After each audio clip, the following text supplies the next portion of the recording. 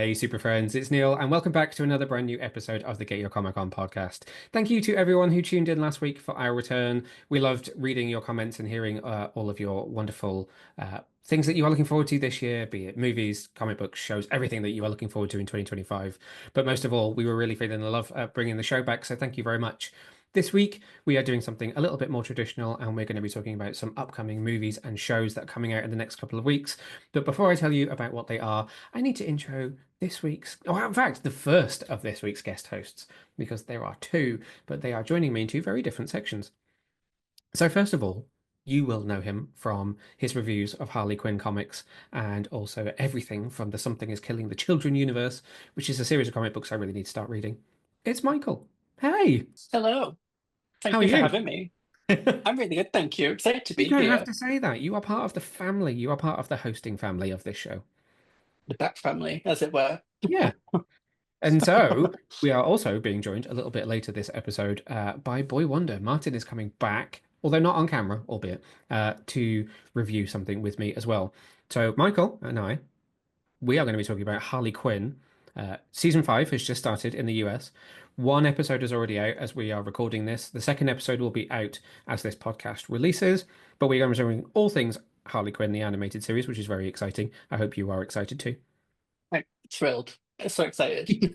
And then Martin and I are going to be talking about Star Trek Section 31, which is a streaming movie, which is going to be on Paramount Plus from the 24th of January. And we're going to be talking about Prime Target, which is a new Apple TV series, which actually the first two episodes are available to stream now as you are watching and or listening to this. But we have seen the whole season and we're going to be chatting about our thoughts on that one. But before we get to all of that, before we get to Boy Wonder, Harley Quinn. Harley Quinn, Oh, I'm so happy that this show is back. I me love this too. program.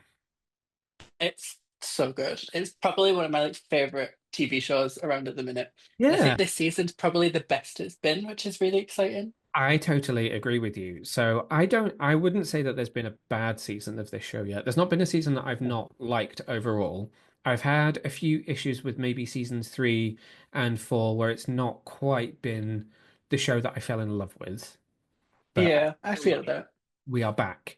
Something about season 5 feels like we are back and it's at the best it's ever been again. Yeah, completely agree. I think like the whole like season two, three, and four journey where Harley's like exploring if she's a villain or if she's Mm, a hero. I feel like it was good, and I really enjoyed that exploration of Harley's grey area. yeah. But yeah, this season feels a lot more like what I want from the show. And it has that like tone and comedy, and it just feels like they're really going for it. So I'm all Yeah, in. I really I don't wish to speak ill of anyone that's worked on it, but there's been a bit of like a behind the scenes change a couple of times. Mhm. And the showrunner who was there during sort of season 1 and season 2, who was away for kind of 3 and 4, is now back in charge in season 5.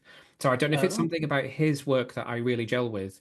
Dean Laurie, who also is showrunner on Creature Commandos, which will encourage you even more to go out and find yourself a copy of Creature Commandos, mm. is back showrunning Harley this season. And I feel like without being detrimental to anyone else who's worked on it because they've put their own stamp on it. I feel like his version of this show is my version of this show. Yeah, I feel that. It feels very reminiscent of the comics, which sounds really trivial to say, but the recent Hang on Harley a minute. You are the expert because you are the one who is reviewing the comic book at the moment. well, there you go. Yeah, the recent run of Harley comics, I think like the end of season four, but mainly season five feels like that comic, like the like comedy of it, the tone of it, Yeah. just how Harley is as a person and her relationship with Ivy feels a Yeah. little bit more reminiscent of the comic that I really like. So it's really fun and really cool to see. So you've seen the first episode of season 5. I Uh, have. I have seen the entire of season 5, so I promise I will not spoil anything. But yeah, that you have really only just begun to scratch the surface of how much there is in this season, which is really, really exciting. Um, Yeah. I what I wanted to ask you, because we've never really spoken about it all that much, is what is your kind of Harley journey? What brings you to Harley Quinn? What do you love about her? That's what you love about the show. I think my relationship with Harley as a character stemmed from being a kid and watching Batman the animated series and seeing her like come to life there. Yeah. And then I think like I didn't really see her for a very like maybe a brief bit of time. Hmm. And then I started playing the video games, like the Yeah. Arkham Asylum video games, and obviously she has an entire DLC. where you Yes, can of play course. as her cause chaos as Harley. And I remember playing it and being like, I used to love this character. I need to get back into it because she's just so funny and self-interested, and Yeah. she's just on her own like wavelength. So I just kind of dug back in and just checked out what she'd been up to, and I've just stuck around. She's been one of my favorite characters ever since. Love that. And it's the comedy of it. I think her character kind of similar to Deadpool, and it's a bit Yep. sacrilegious to compare it to the MCU slash Marvel since it's No, DC. But yeah, totally. Sorry, not to cut you off. I no, actually put that in my review because I do feel like, um, this season particularly because you've had that journey where she's been the hero last season with the Bat family and kind of mhm, come to terms with that. I'm not really a hero. I'm not really a villain. I'm just in it for me. yeah, Does feel very Deadpool, and I feel like that's not something to get right very easily. Um, no. but they do. Mhm. Sorry, I cut you off. Please finish. No, you're completely right. I think I always say like I would define it as self-interested. She's Yeah. not good, she's not bad. It's up to her if she decides she's into it or not, or what she'll do. And I think the show does a really good job at bringing that to life, which is really Yeah. fun. Yeah. And so obviously this season we're moving to Metropolis. We're out of Gotham, which I think makes it feel super fresh this season because although a lot of the supporting cast has come with them, so we're not getting Mhm. rid of Bane, we're not getting rid of Clayface. They don't worry, don't worry. Their listeners at home, they are still there. They're still, maniacally causing trouble. Um, it does give the show a really fresh coat of paint to be in a very different city because Gotham's very dark and very grainy, and I feel like Metropolis is very light and white and bright, and other words that rhyme. Um, but did you get that sense from that first episode that it suddenly feels like a bit of a fresh start? Yeah, I think when it's towards the end of the episode, they mentioned that you can't break the rules in Metropolis, like you can't break the law. And it felt like a really good setup to be like, how are Harley and Ivy going to break the law? What are they going to Yeah. do to like flip Metropolis on its head? And it did feel like different. It completely tonally feels different. Yeah. The one thing I found really funny actually is in the episode when they move to Metropolis, the way the camera pans from Gotham and just goes over the water to Metropolis. It was so funny. Yeah. Yeah. It really cracked me up, and you can feel the difference. Like you can see the difference visually, but just like the way the characters are and what they do, it just feels really fresh. I kind of feel like it moves the show from being Batman adjacent, which is very difficult to not be Batman adjacent when you've got two Batman villains. But Mm, well, like you will know from reading the Harley comics, she isn't confined necessarily to Gotham, although she might live there a lot of the time. She doesn't mhm, only interact with Batman characters, she interacts with people from all across the DCU. And we've obviously seen lots of people from across the DCU in this show and in the Kite Man show as well. But this feels moving them out of Gotham felt to me like they were saying this is like Harley and Ivy take on the entire DCU rather than just being very Gotham based. yeah, I got that sense as well. I think it just opens the world up a bit more. Like we know that DC's universe is quite expansive. Like it Yeah. goes from Gotham to Metropolis to space and beyond. And I think the Interesting that you show, could say that. you could say that. And I think this season opens the door to what more DC's universe has to offer for Harley and Ivy, which I think is Yeah. really cool. And obviously, we're also introducing, there's lots of Superman elements to introduce. Of This course. episode I loved because I was freeze framing and spending so much time in the Superman Museum looking at all the Easter eggs in the background. There's so many different suits and other stuff in there, which I love because obviously there's been a lot of Batman Easter eggs and stuff while we've been with the Bat family and all of the stuff in Gotham. Um, and then we introduce a bunch of supporting characters as well. So, like, you might meet Perry White, you might meet Jimmy Olsen, you might meet Brainiac as well. Please tell me you introduced Brainiac in that episode and I didn't just spoil something. Um, Yeah, Voiced by yeah, at Stephen the end. Fry. Stephen Fry. It was Like, like the cliffhanger at the end of the episode. It's like, oh, they're mm, cooking. really, really well voiced by Stephen Fry. I thought that was really interesting casting. Yeah, it's Things that you're going to see interesting. from him are very interesting as well. It's all um, it's a very Harley Quinn way of approaching that character, which I think is very unexpected. One of my favorite things that I liked about the first episode that I thought was really funny is how when Harley was in Gotham, she was Batman's therapist, and in the first episode, she becomes Superman's Superman show. therapist, kind of.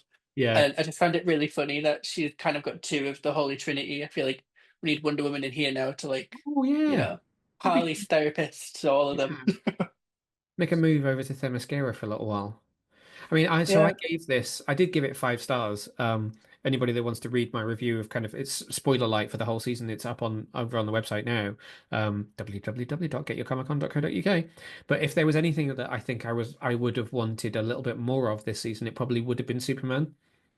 So I will choose my words very carefully because obviously you haven't seen the other 9 episodes, but I feel hmm like he disappears for a lot of the season for an in-story reason and comes back for a very in-story reason when it needs him later on. But I would kind of maybe have, if there was anything that I would have done slightly differently, is maybe had him be as present as Batman has been in previous seasons whilst they've been in Gotham. But at the same time, that's kind of a wish list thing. What you will actually like, you won't watch it and think, "Where's Superman?" Like, bring him back. He's not like a glaring omission or anything, but I would have been interested to have seen more of how they might have interacted if he was around a bit more. yeah, I can see that. The one thing I did find really funny, which is kind of to your point, is how Superman was kind of replaced by AI in the first episode with all these little robots floating about. It felt very 2025, like on brand, on topic. Yes, it did, and plays, which I'm guessing is maybe why they've used Brainiac because they've got the Brainiac triad of dots, which I was like, oh, I think I know where this is going. But yeah, it plays very well into contemporary society. It does. What are What your did you think feelings too? on? Sorry, no, go Sorry. on. I was about to say, what are your feelings on Lena Luthor, who is Well, a that was major exactly what I part? was about to ask. The great minds think alike. Um, I loved her. I thought she was really good. Aisha Tyler, voice acting legend, Genius. Archer. Um, yeah, I thought it was really good, and she did a really good job at playing her cards really close to the vest. You don't know if she's good, you Yeah. don't know if she's bad. She's a loofah, so you immediately like guards her up. She's Yep. not to be trusted. But I thought it was really interesting, and I thought she was a really good character as well. I could say so much, but I won't. Yeah, and she plays it so well right across the season as well. And what I will say is you will get to see her interact with her brother as well, which is fun when it happens. And Oh. for those of us who are sad enough to remember it, I will also credit Aisha Tyler for being Jennifer Love Hewitt's best friend in season 1 of Ghost Whisperer till they dropped a plane on her. Um, that Deep fact like cut. That's a deep cut. that. Very, very. I know, again, so you've obviously only seen 1 episode, so this is probably a very difficult question to ask. But Mm. actually, I think you did say you kind of feel like it could be potentially one of your favorite seasons. But where is it kind of sitting in your how much I love Harley Quinn as the show?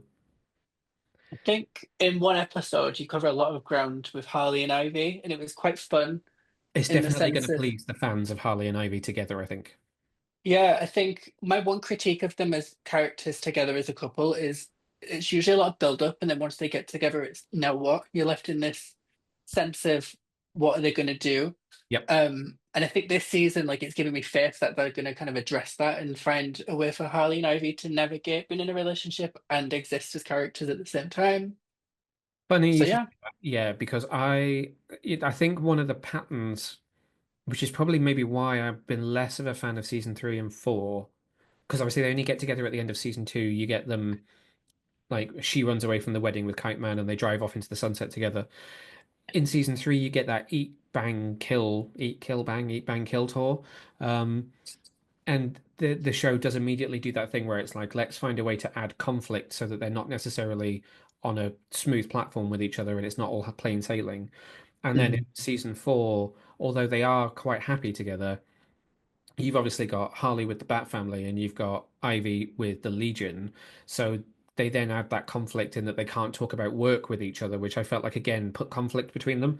So one thing I will say that I really appreciated about season 5 is they actually just allow them to be together and be a couple and work together and find a way to work together that's mutually beneficial, helping each other and supporting each other.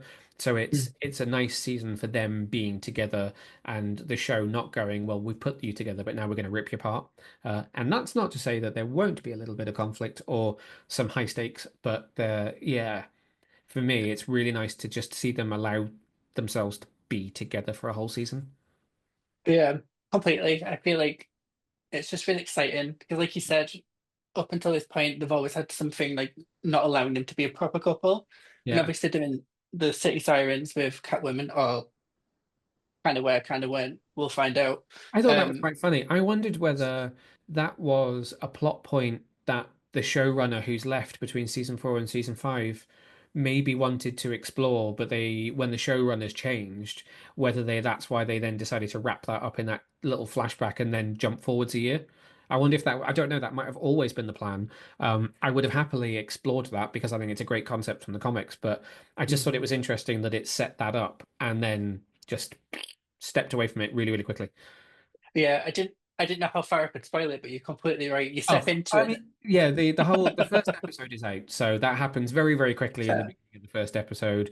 If you are annoyed that I've just spoiled that for you, then you missed my whole speech that plays at the beginning of every episode where I say there will be spoilers for the things that we are talking about.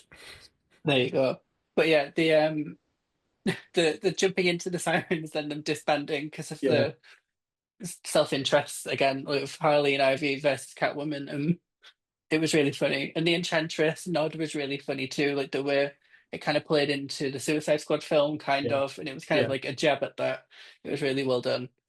But It's yeah, I think it's go on. cool to see them be a couple. Yeah, it is. And I think that's needed. You can't always break them up because it just becomes too repetitive, I think. Yeah, completely agree. I think it takes away from the relationship if they're always having patches of together and they're not together and working on it, but it kind of ruins it. And you want them to at least have some time to just be an epic power couple. Yeah, exactly. Because if you think about like we're obviously both in relationships. It's not always like that. No. Sometimes there are good times. In fact, Yeah, quite often they are good times. Um, most times. Granted, neither of us are supervillains or, married to them. Not that I'm aware of anyway. Maybe.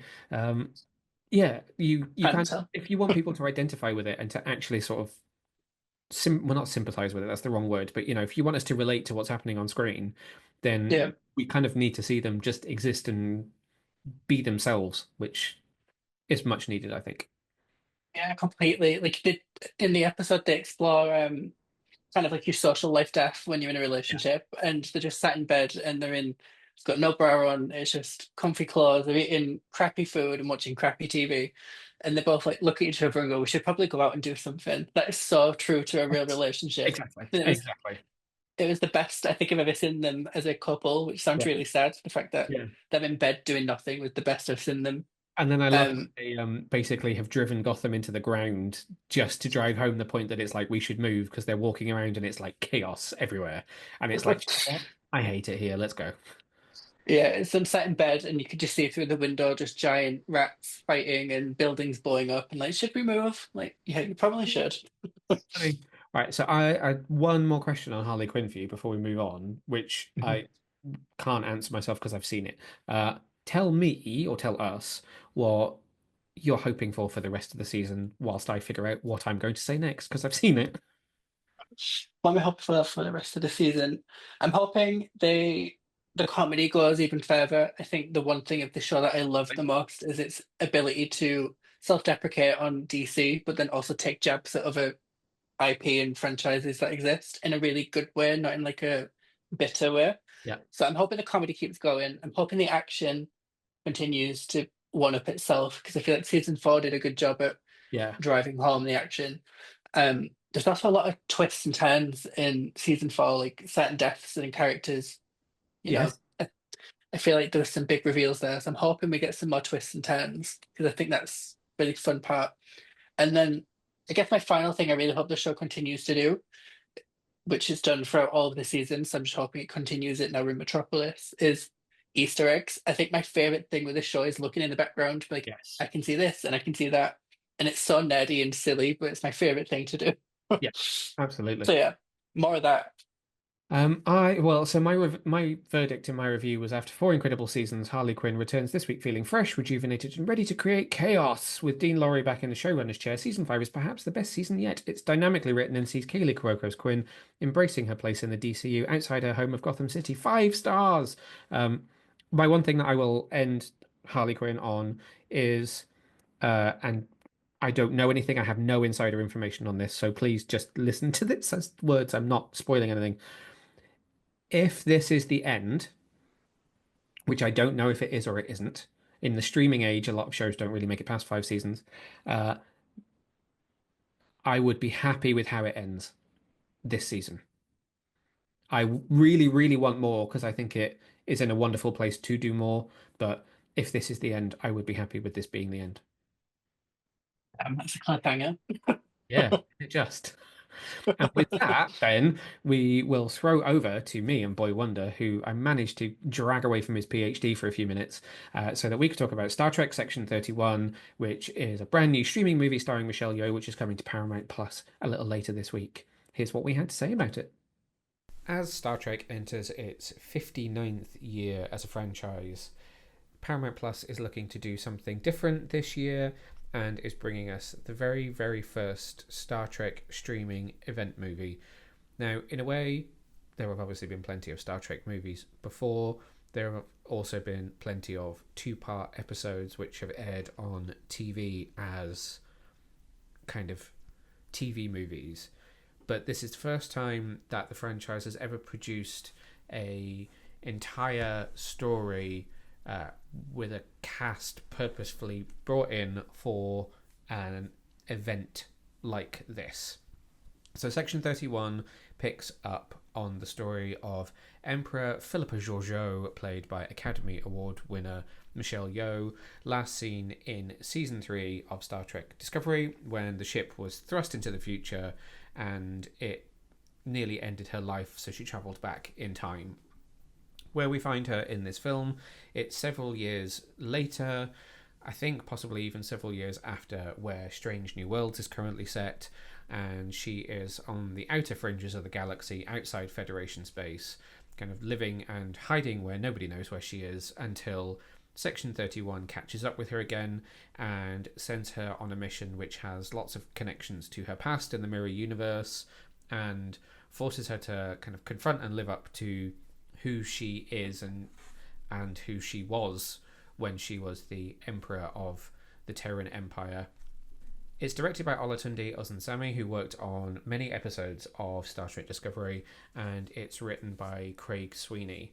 Alongside Michelle Yeoh in the cast are Amari Hardwick. There's also Sam Richardson, Rob Kaczynski, Casey Roll, Sven Rygrok, James Haruyuki Liao, and Humberly Gonzalez.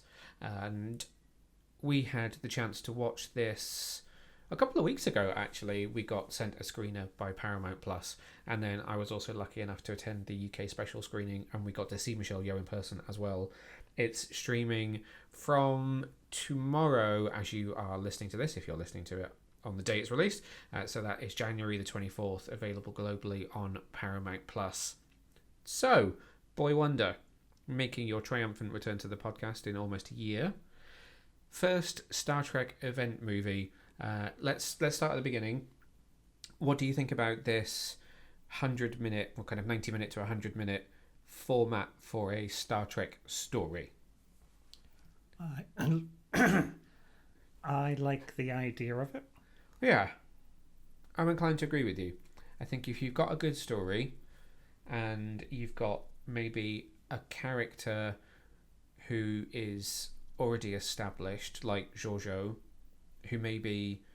Okay, I guess there's two ways to look at it. One, Michelle Yeoh is now an Academy Award winner since she first appeared in Discovery, so I guess her time is probably a little bit more precious. But also, I don't know that Section 31 is a series. I don't know that you need...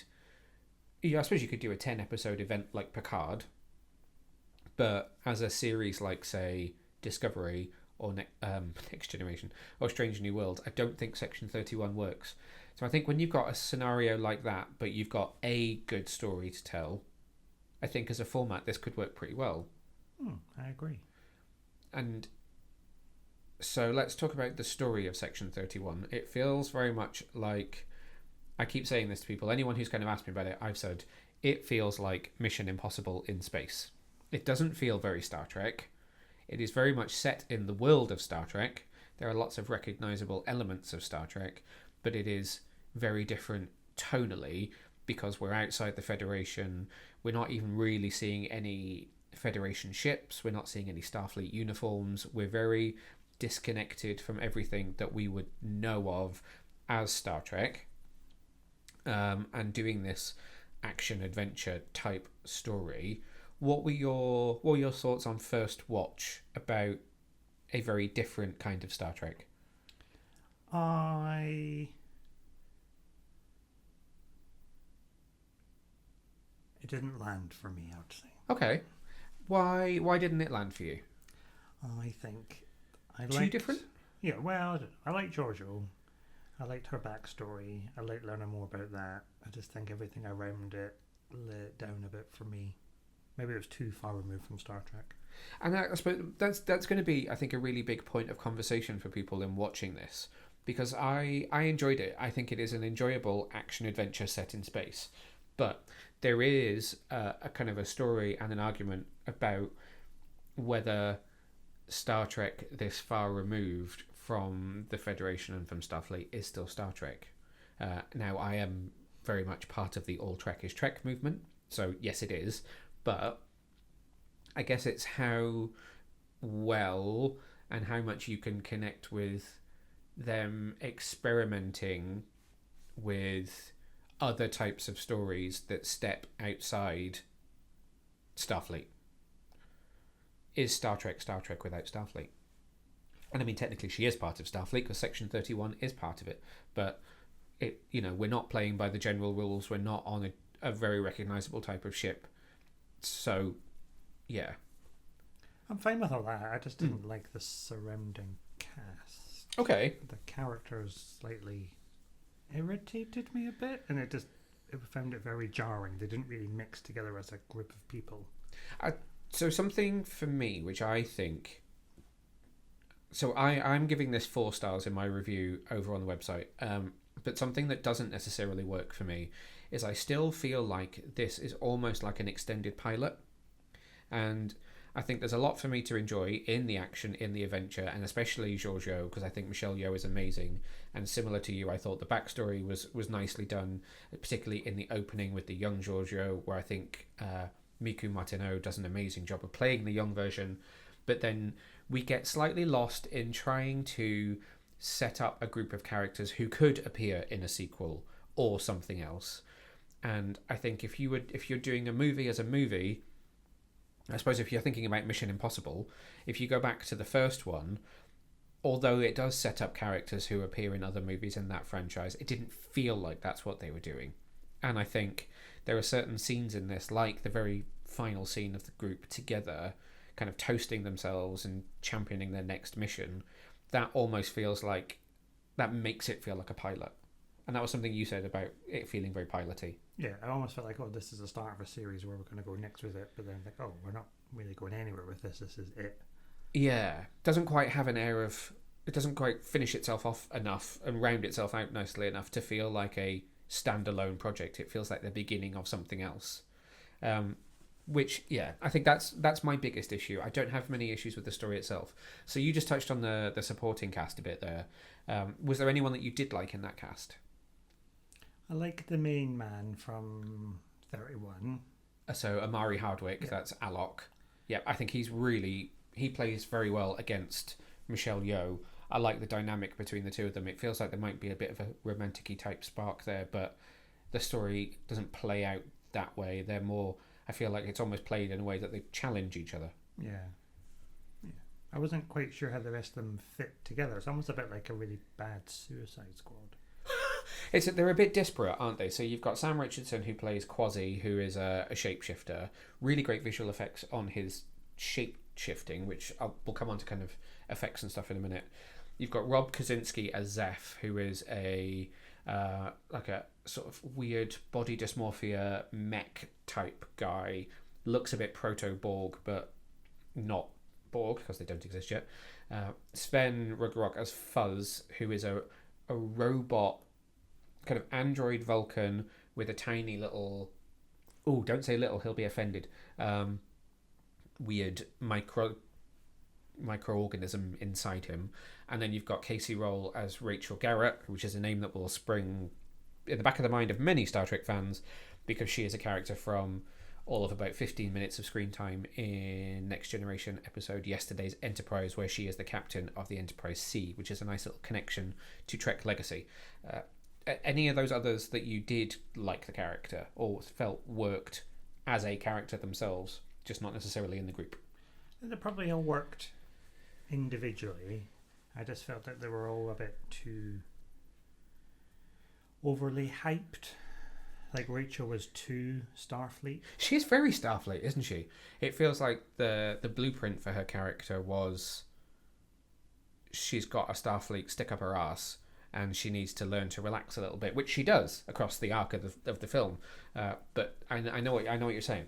It just feels all a bit too much. Like the Vulcan android with the tiny alien inside of him just felt too slapstick. I could see what they were trying to do. Yeah. But it wasn't landing for me. I like the inclusion of Rachel Garrett. When they announced that Casey was going to be playing that character, I thought, this is interesting. I don't quite know how this is going to work. And that obviously is the signifier that the time period has moved on slightly, that she's in Starfleet and she's a lieutenant, and by the end I think she's a lieutenant commander, so she's on her way to captain. And I do like Quasi, and I do like Zeph. I am not sold on Fuzz as a character, which could partly be down to the really odd choice of an Irish accent. But I think Sven does a good job with what he's got in the script.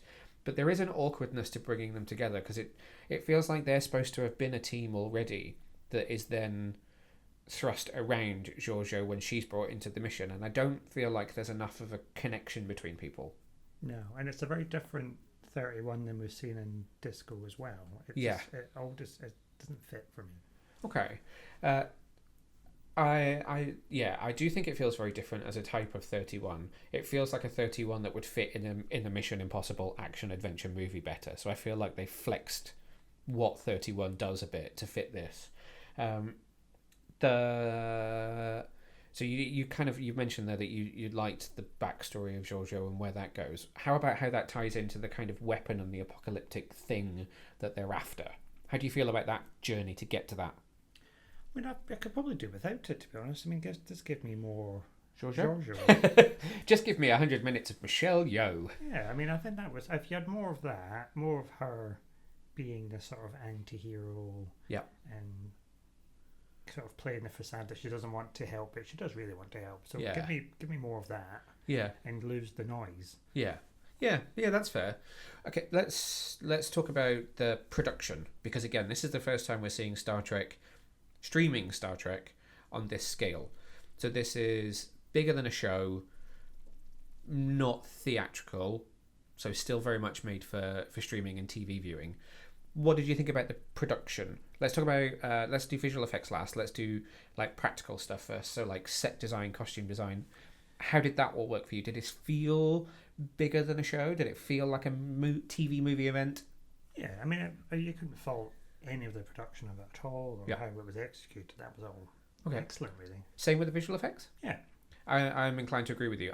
So obviously when you watch a screener like this, for those who might be tuning in for kind of the first time, when we get to watch this kind of stuff at home before it's released, we don't often get to see necessarily the kind of 4K streaming version, or even sometimes like a full HD version. Sometimes we get a scaled back one, and it will often have something stamped across the middle of it. But in this case, I think we saw a pretty high quality version of it, and I was impressed by the scale and the scope of the whole thing. So some really big set designs. The station that Giorgio is on at the beginning and at the end of the film has some really big locations. There is a bar that is quite a central focus across the film that is quite deep and rich as a set. We see lots of different parts of that station, which I think are also really, really well made. And then there's also the planet that they're on for a period of time that I can't now remember the name of, which has a base that they're sort of stuck on for a little while, which I think was also quite well built, wasn't it? Yeah. And then visual effects wise, it really impressed me.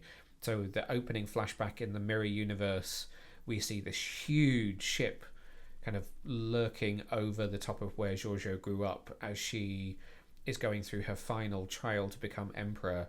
And it really hammered home that this is Star Trek on a bigger scale. You're nodding, people can't hear you nod. Yes, I agree. Were there any moments that you thought didn't work just in terms of the visual effects or anything? Because I was really impressed.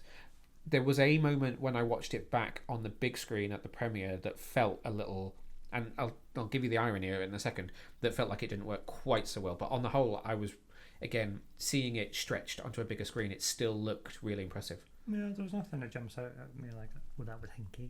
So there was one moment, and it really surprised me, is when they are in that station and they're having their fight on the moving platforms.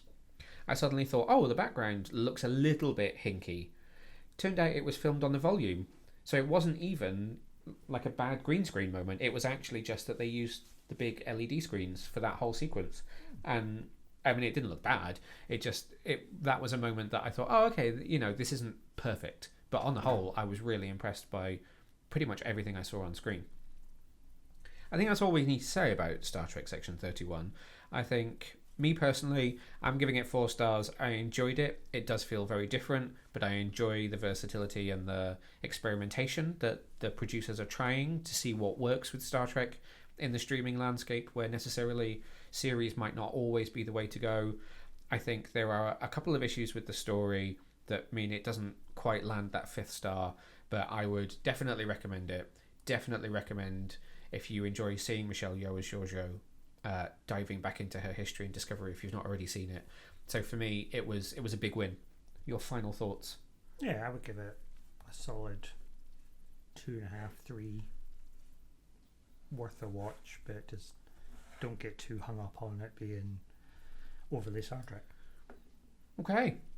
I wanted to talk to something else about you while I've got you here, while we've, prized you away from PhD land, and that is a series that we got to watch at the tail end of last year from Apple TV, which is launching very, very soon. It's called Prime Target. It stars the Screen Actors Guild Award winner Leo Woodall, who you might know from The White Lotus, and Quintessa Swindell, who you might know from Black Adam. It's created by the award-winning writer Steve Thompson of Sherlock fame, who is also executive producer. It is launching on Apple TV on the 22nd of January. So actually, as you're listening to this, the first 2 episodes are already out. And then there'll be a new episode weekly every Wednesday through to March the 5th. It's also produced actually by Ridley Scott's Scott Free Productions. Also starring in it, you've got Martha Plimpton, who is a very recognisable face, Stephen Rea and Harry Lloyd. Also Fra Fee is in this, who is a particularly recognisable face, with little guest appearances by David Morrissey and Jason Fleming. We got to see all 8 episodes of this, so I want to be careful that we don't spoil where it goes, but I really wanted to just take a few minutes to chat about what you thought about this, because sometimes Apple TV shows will fly under the radar and I feel like people don't champion them enough. And actually, this is a show which I really wanted to champion. What were your thoughts on Prime Time? How much did I tell you before we started watching this about what it was? Nothing. So I didn't even say this is a random conspiracy thriller. Yeah, I mean, I surprisingly really liked it. Yeah. It's really well acted. It's really well written. It has a strange tone which feels like it's very British, but it's very British with some American sensibilities of storytelling. Does that make sense? Yeah. Like, there are some classic kind of tropes of American espionage shows which you don't necessarily always get in a British drama that have been kind of ported over into the script that make it quite unique for a British product. Yeah, I would agree. What were your kind of highlights of watching this show? I liked that it went places that sometimes I knew it was coming because it was kind of fit a genre, but there are other points I thought, oh, that's an interesting choice, but I like it. That's a very interesting point, because this is something I was saying to someone the other day, and I feel like when you do a show like this, because we've all grown up playing Cluedo and watching like espionage thrillers, I feel like you do have to have a certain level of predictability for the audience to buy into watching it. I feel like if it's so complex that the audience has no idea where it's going and doesn't have any suspicions about who might be dodgy or what might be happening, you don't connect with it so much. And I felt like this had, for me, the right balance of, cool, I think they're dodgy, I think they could be dodgy, I think they're double-crossing, I think it's going here. That I had lots of theories throughout watching all 8 episodes of it, but I wasn't necessarily right with everything that I guessed. Yeah. What did you think of the cast? I don't really know Leo Woodall all that much, so this was kind of a first experience for me. And considering he is shouldering most of the narrative alongside Quintessa Swindell, I thought he did a really good job as Edward. What do you think of Edward as a leading man? I thought he did a very good job. I think the two of them together worked incredibly well. Even though they're very different characters, it worked. And then I only really know Quintessa Swindle from their work in Black Adam. But as you say, I thought as a pairing, they both worked together really, really well. It's a nice scenario that you don't often get where there isn't a romantic dynamic between the two characters. It's simply they want to protect him, he needs protecting, we need to work together. There's this bigger problem going on. Yeah, they didn't need it. It would just make it pointless. So I liked it they didn't do that. Yeah. Now, often with this kind of show, people will talk about, I think 8 episodes is too long. It should maybe have been 6, or why isn't it 10? Obviously, you and I both grew up in the age of the 22 episode season. What do you think about the kind of 8 episodes? Was there a point where it felt like it was dragging a little, or did you think it was paced quite well? Because for me personally, I thought it paced really well. And obviously, we were able to binge it because we had all 8 episodes. So it might feel slightly different if you're watching it week by week. But for me personally, I thought it was actually quite exquisitely paced. I like an 8 episode arc. It was enough. I mean, you could have gotten away with maybe 6, but it might have rushed some of it. Otherwise, I think it was fine. Now, it's going to be really difficult to talk about the mystery without spoiling anything, which I absolutely do not want to spoil anything at all. What did you think of that core mystery? Because there are some. Would you call it? Are there science fiction elements to it, or is it? I don't quite know how to sort of describe it. It almost defies description in a way because it's quite philosophical and theological, but it is slightly sci-fi at the same time. Give me your thoughts on it. It's just math, isn't it? It's just. But then does it take math to a sci-fi place? I don't think it does. I mean, that's just math in its essence, really. You try to make sense of the world around you, and if that's your view of the world, and you think there's absolutes, then math can do that for you. Can you really tell you're doing a PhD? I'm not. I wouldn't say I was sort of. I'm not going to go into a philosophical worldview, but if that's, some people are working absolutes where there is one reality and it's up to us to make sense of it, and math is a way to make sense of it.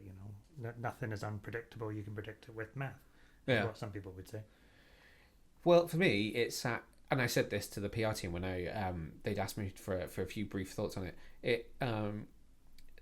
So obviously when I requested for us to get copies of this to be able to watch, there wasn't a trailer. There was a very brief synopsis, which was Prime Target features a brilliant young math postgraduate, Edward Brooks, played by Woodall, who is on the verge of a major breakthrough. If he succeeds in finding a pattern in prime numbers, he will hold the key to every computer in the world. Soon he begins to realise an unseen enemy is trying to destroy his idea before it's even born, which throws him into the orbit of Taylor Sanders, played by Quintessa Swindle, an NSA agent who's been tasked with watching him and reporting on the mathematician's behaviour. Together they start to unravel a troubling conspiracy that Edward is at the heart of. That is all I knew. That and one photo of the two of them was all I had seen. But that kind of conspiracy theory sat so perfectly in my sweet spot of, it might be slightly sci-fi, it's going to go to somewhere weird place, it's got a bit of espionage, I'm fully sold. Yeah, it's like you've had a bit of Indiana Jones in there with some archaeology. And yeah, which is where I kind of pull some of the slightly more fantastical elements from.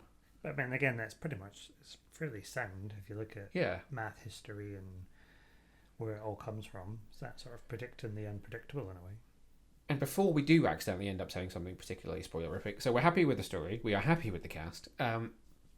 Apple always impresses me with their production values, but then I think this is the first British Apple thing I've watched. I think everything else that I've watched has been that kind of really lush Hollywood production, like a For All Mankind, and I'm trying to think of like The Morning Show, which is really beautifully shot, but again very American. This was the first thing I think I've seen that they've shot in the UK, and I don't know why I would think it would be any different, but I was really impressed by the production values on it as well. Now obviously there is a bit of CGI and stuff in there because there are some fairly major moments that happen at the beginning of the season, and there are some things that happen later on which are a bit more bigger in scope. Did you think it was did the production work for you as well? Yeah, I think I like how it was grounded in Cambridge. Yep. And you got that sort of old university, slightly elitist world type view. So I quite like that. Any downsides to the show whatsoever? I mean, is there going to be a series 2? That's a very interesting point, because this was a series that I came into not thinking that there could be any more to it. But in actual fact, I think it leaves it in a place where I would be quite intrigued to know what happened next. Yeah. Which is exciting. And actually, again, if we're trying to not spoil this for you, because as you're listening to this, there are up to 6 more episodes to watch, it does leave it in a really, really great point that it escalates to a wonderful point, which brings it to quite an explosive ending, which is very satisfying, but does leave it in a place where it can continue. Right? Was it a satisfying ending for you? I was very satisfied. Very good. Very good. What would you score it out of 5? I'm going to go for a 4. Oh, I thought you were going to get 5 then. I thought you were 5 out of 5 again. What would make it a 5? I don't know. Maybe a series 2. I thought you were going to say if he took his top off. Well, he does that quite a lot. So.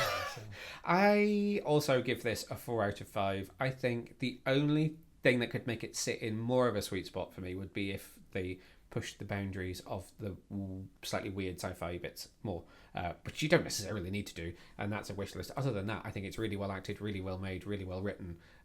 So I really implore you to go out and watch it.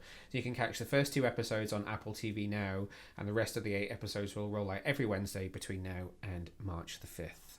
I don't know when you're going to hear Boy Wonder on this podcast again, and you probably won't ever see him unless I create some sort of animated avatar, but it was nice to have him back for a little bit anyway. So please do go check out Star Trek Section 31, and also check out Prime Target on Apple TV as well. So as I said, there are 2 episodes which are available now, and then it will be streaming a new episode every week through March I want to say 9th. That could be wrong. There's like 8 episodes, but it's really, really fun. Which just about wraps us up for this week. So thank you so much, Michael, for joining me as co-host with the most. Thank you. That didn't quite, there was going to be a rhyme in there. It didn't quite work. Hopefully we will get you back on again for something very, very soon. We will find an excuse to bring you back on. In the meantime, anytime. I was going to talk about the book that you recently read and have reviewed, but we're not publishing that review for a little while yet. But feel free to tease a little bit what you've been reading. Oh, so I was sent a preview of a book that comes out in May called Silver Elite by Danny Francis. It is very Hunger Games inspired. It's very dystopian and very political. I'm sold. And I think everyone needs to read it. If you're a fan of the Hunger Games, it's a must read. So yeah, stay tuned for that. Is that the first one in a series? It is in a trilogy. Okay. Oh, very good. Okay. Amazing.